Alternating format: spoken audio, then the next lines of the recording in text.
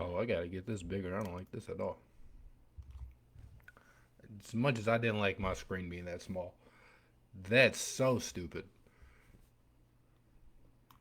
Man, you ever just been so excited for something throughout the entire day, and you get this little sliver of hope that, like, things are finally going to fall your way, even if they didn't get number one. Like, oh, they could get two, three, four. Nope. They fall all the way down to seven. And this draft isn't that great to begin with, but there were a lot of people that were at least intriguing that could help the Pistons. And now it feels like you're not about to get any of them at pick number seven. This sucks. This is so terrible, and I was so hyped for it. Like by the time 8:30 rolled around and they announced Pistons at seven at like what 8:45. Man, that selection's so trash. So right off the bat, you're probably wondering who the Pistons could get at seven, and a lot of the guys that you wanted or would have helped the team the most are better players, so they're going to be gone probably long before seven. You look at guys like LaMelo Ball, Killian Hayes, Anthony Edwards, all those guys definitely off the board by the time the Pistons are picking seventh. After that is kind of a crapshoot. James Wiseman will probably be gone. I wouldn't want to pick James Wiseman anyway because if you're going to go with the center, you might as well have just kept Andre Drummond, who was already proven that he was, a good player, and it's not like he was, old or anything. So so you had to kick him out. So I don't want to go with the big. You want either probably a point guard or a wing for this team, and kind of figure out what the rest can do in free agency with all the cap space you have. But that leaves you with some guys. It leaves you guys with guys, like Devin Vassell and Tyrese Halliburton, and what's the dude's? What's his name? And like Isaac Okoro. Uh, they're all good players. They all project to be like NBA ready defenders already, which you don't really get a lot. Like as a rookie, but in those types of guys, we've obviously been burned, kind of by them before. If you look at Isaac Okoro draws comparisons to guys like Gerald Wallace and Justice Winslow, and I know the Pistons already passed on Justice Winslow when they took Stanley Johnson, but you get guys like that. They're good NBA players. Gerald Wallace better than Justice Winslow, but I don't necessarily know that that's somebody that you're going to be super excited about. Wallace played with the Bobcats for a ton of years, and the Bobcats were never any good, even though Jared Wallace himself was a really good player. But it just shows you when he's your best player, you're not going to really do anything. The guy I'd probably get most excited about, even though again I'm not sure that he'll be there at seven, would be Tyrese Halliburton from Iowa State. Just a good all-around player, a real big guard, 6'5". He can do a little bit of everything. Because he's big, he's going to be one of the better rebounding guards. He's a really good playmaker, and he can, he, excuse me, he can shoot as well. And he can just kind of put the ball in the basket for you. He's not the best athlete, and if he was a better athlete, he'd probably be like a guaranteed top 3 pick. But again, when you're at seven, I think somebody's probably going to go in and nab Halliburton before you have the chance.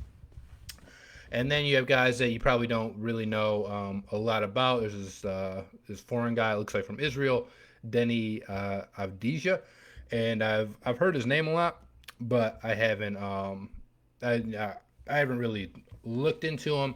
The consensus seems to be though that he's a really good playmaker. He's just not, he's not there as a shooter yet, and kind of a lot of these guys really aren't there as shooters. And then you look at other guys that you're probably a little bit more familiar with, but they seem like they might be reaches at seven. A guy like Cole Anthony, who came into Carolina with a ton of hype. I think he was the number 1 player in the country. And he played good for Carolina, but he ended up getting hurt, and then their team, just in general, wasn't very good. And you have a guy like Tyrese Maxey who played against Michigan State, and is just like wicked fast. But for some reason, he seems like he's falling down draft boards.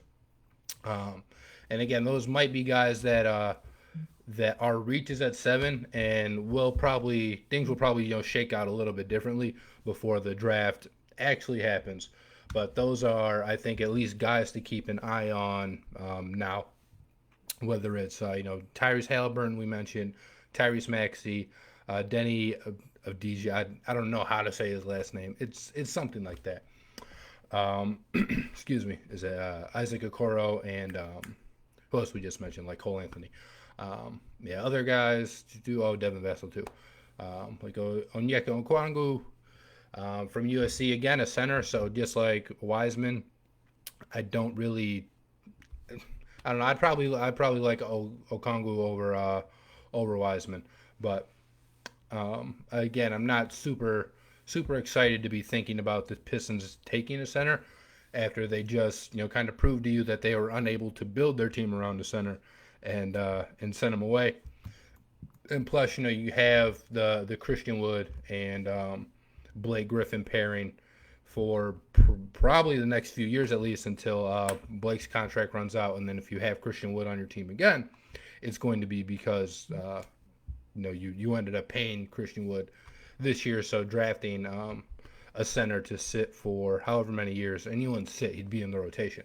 But to not start until like Blake's contract is up doesn't seem really like makes a ton of sense there for the Pistons. But I mean, we've seen guys get taken at number 7 who have gone on to become really good. So it's not like it's not like it's no man's land. Let me actually look here. Number 7 picks in NBA history. See what kind of gems have traditionally come out from the 7th slot. But again, just looking at it and looking at some of the guys in this draft, the guys you really wanted are all going to be gone by then, and maybe even the tier 2 guys are gone. And I don't know how you'd rank this class, whether it's like the 3 guys at the top who have been kind of circulating number 1 in different mocks depending on just which team gets them, and then a couple of guys below that. But I think 7 is usually where you start to see like that fall off. So some notable number 7s just from the last 10 years. You had Julius Randle go in 2014 at number 7, and then you had Jamal Murray go in 2016 at number 7.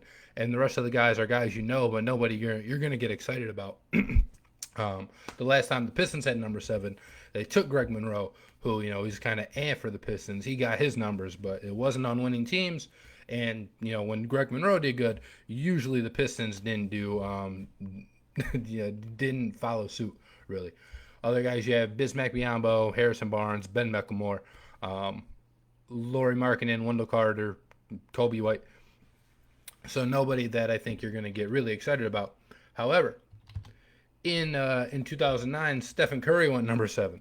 So if you think you can get a 2-time MVP at number 7, it can be done. It's just probably not going to, because every other number 7 on that list has been pretty terrible. Eric Gordon's still in the league. Charlie Villanueva was bad. And, of course, if you're a Pistons fan, you know that. Luol Deng was okay. But other than that, is Chris Mim, Nene, Eddie Griffin, guys like that. Richard Hamilton went number 7 in 1999. And so did White Chocolate Jason Williams the year before that in 1998. So few and far between does number 7 really produce you even an all-star caliber player. You have Steph, who's really like the one big outlier. And even from the last 10 years, Julius Randle is the second best player to be drafted from that slot behind Jamal Murray. Julius Randle's fine, but there's a reason that he's bounced, from kind of like team to team to team now, right? Because these aren't typically guys you're going to get in this spot that you're able to win with, which I think is a pretty big blow to whatever the Pistons rebuild efforts were trying to be. If you got like a top 3 pick that really could have vaulted your rebuild with Troy Weaver in here, and it allows you to do a few different things in terms of getting some of the younger talent, if it's already on the team, getting them, kind of more prominently introduced and being able to jumpstart it.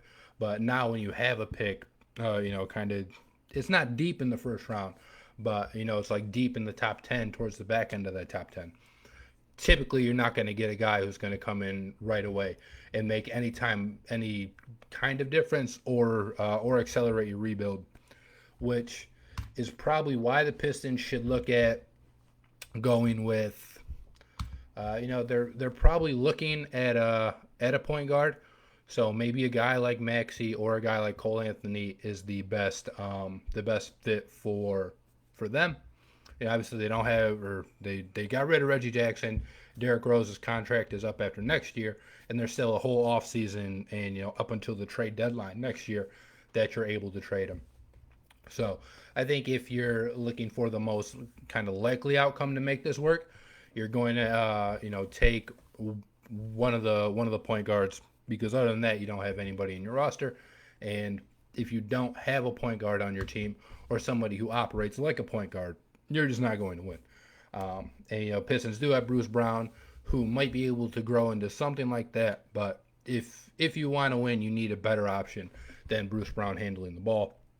And I like Bruce Brown. I'm glad that he's a Piston, but he's not the answer as like the primary initiator of the offense, if you will. So those are some of my thoughts on the disappointing lottery, ping pong selection as far as the Pistons go. I would like to know who you guys would like to draft at number 7, but if you're just as sad as me, then it's something that we can talk about on a different day, if you will. But that is that's at least what I think. Again, you're probably looking at, for the most impact, going with a point guard. But again, if you're reaching for one of those guards, it's exactly that, right? It's a reach. There's probably a higher chance that they bust than one of those wing guys that we mentioned before. But I think if you hit their max potential over one of those wings guys' max potential at number 7, it's going to help you in the long run. But those wing players have, I think, definitely safer floors than the 2 point guards that we did mention. But so those are my thoughts. Not something to be excited about, but maybe history repeats itself, and then you end up getting a 2-time MVP, and that's what we're all hoping for. But thank you guys so much. I've been Ryan from the Sports Carnage Podcast. Thank you for tuning in, listening to me, and talking a little Pistons with me. You can catch our podcast. I'm actually probably going to post it on the Sports Carnage page in like 2 minutes after this. So I know we have our link in the description there. Go ahead and follow that, and then you'll be able to see the podcast that we just recorded a couple days ago, talking about the NBA playoffs and the Big Ten not playing, but then maybe faking like they're playing, and just kind of all the different crazy stuff that you're hearing about college football on an everyday basis. But today's talk was Piston centered, and I'm glad we were able to do it for you. Wish we got about 6 spots higher than we did with number 7, but it is what it is. When life hands you lemons, you make lemonade. So thank you guys so much, and we'll tune in next time. I appreciate it.